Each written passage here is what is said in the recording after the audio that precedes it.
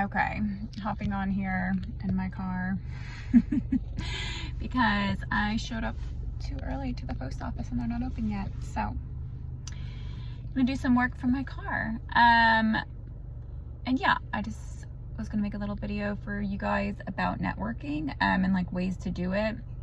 I always like to think of networking in kind of like different categories. So in person or online, and then also networking with people who are, you know, similar niche or like-minded, and then people who are, you know, not, and maybe a different field or a different area than you are, but always thinking about kind of who you're networking with, of course, but then the ways to do it. There's lots of different ways. You can literally go to large networking events, you know, whether it's hosted by like Louisville Urban League or YPAL or the Chamber, whatever it may be, because again, like everyone has a body and a brain and has mental health and well-being that they need to take care of, so you can meet people in that way if that's your jam. I did a lot of that when I was first starting out, and honestly, I really enjoyed it. I thought it was a nice way to meet people, learn about this kind of stuff that's going on around town. And, you know, just by nature of those settings, there's not a lot of mental health professionals in those settings. So typically when people met me, they were like, oh my God. And of course, wanted to talk about things, but also I got pulled aside so many times and some of it's because when I show up in a room, I just show up as a mental health advocate, but I got pulled aside in so many of those larger settings of being like, hey, do you work with kids? Do you work with X, Y, and Z? And like, I don't, so I'd always refer out. But again, those are really good relationships to build, because a lot of people don't have a direct mental health professional in their life, and so they can't just like text a friend or a family member to ask for a referral. And so it's really nice to be that for people. So there's lots of large groups you can join. You can even think of it as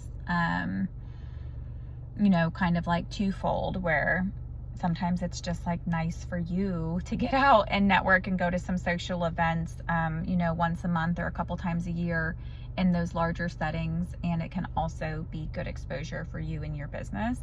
But what I see most beneficial for my practice, and then also in other people's practices, is the smaller group or the one-on-one kind of like networking opportunities. And really what that turns into is friendships, or kind of a therapist that you check in with consultation wise, or maybe a formal consultation group. And those are really helpful just for us clinically, because we should be connected to other people who do what we do, because we always run into like odd clinical things or licensing things that we need to like run by someone else.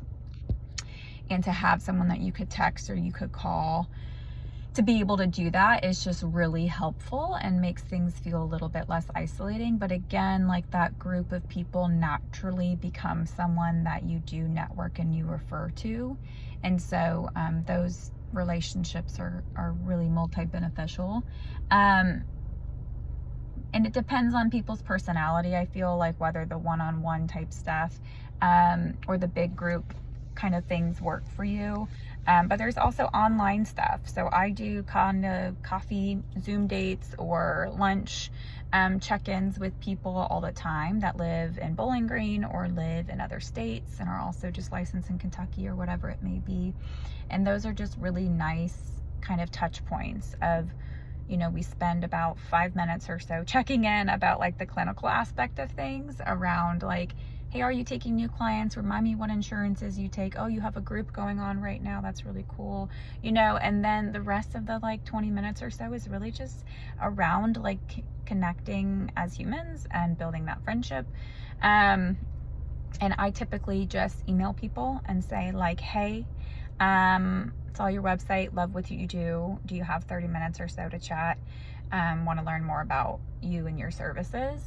And then when I show up to those networking things, whether it's a one-on-one type thing or a small group, is being able to just treat it like I'm meeting a friend of a friend. And that usually helps my anxieties a bit. But also like the larger Facebook groups and things like that can be helpful. You know, you don't have to join a consultation group for a clinical purpose. There's also like the business consultation groups out there, and you know, even like workshops or CEU opportunities, whether they're in person. You know, online is kind of hard because a lot of them are asynchronous, but if you do in-person type things and you go to those, then you can meet people there. You know, quite honestly, thinking of it as, again, like really taking that like networking word and redefining it to work for you, because all of us are going to have really different personalities. But the main goal of networking, I guess, in a sense, is to get people to know about you and who you do, or know about you, what you do, and who you work with. But I think the more important thing around networking, at least for me personally and what I see in other healthcare professionals, is like I really want a solid group of people around me that support me, that I can go to for advice, whether it be clinical or business, that are there to just kind of like know what I'm talking about without me having to talk about it, in regards to like how difficult what we do is.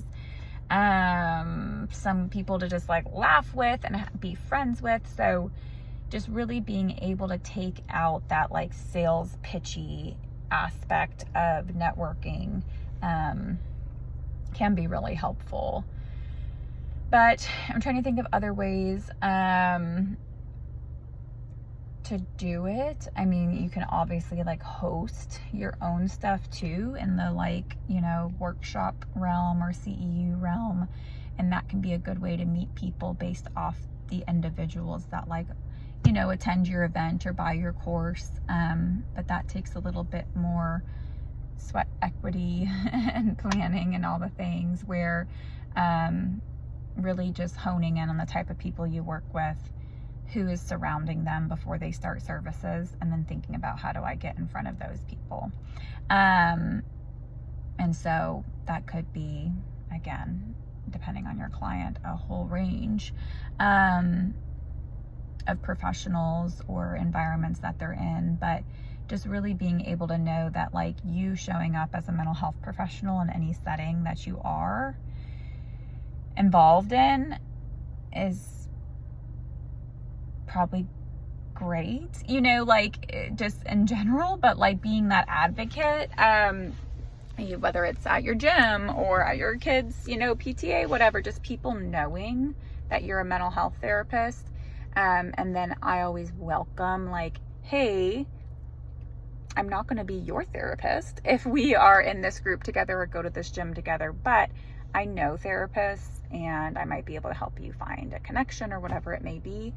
And that's just, you know, a great service that I provide to people, because it's really hard to find a therapist. But then how it typically works out is that person doesn't really, you know, maybe need services right now, but they have a friend of a friend who needs services, and they're like, oh, I met this therapist, she seemed really cool, she might be able to help you out. And so it kind of like, again, comes back to that like referral type area relationship, but that's not the center of the relationship, bringing yourself back to like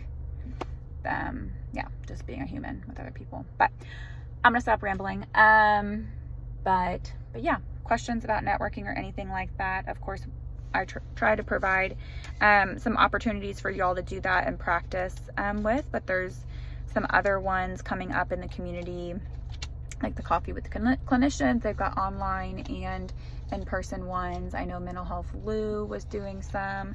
I think we're going to do a collaboration with them or with some other people in the future to start hosting some like larger networking opportunities for people. But if we do that, y'all will be in the know.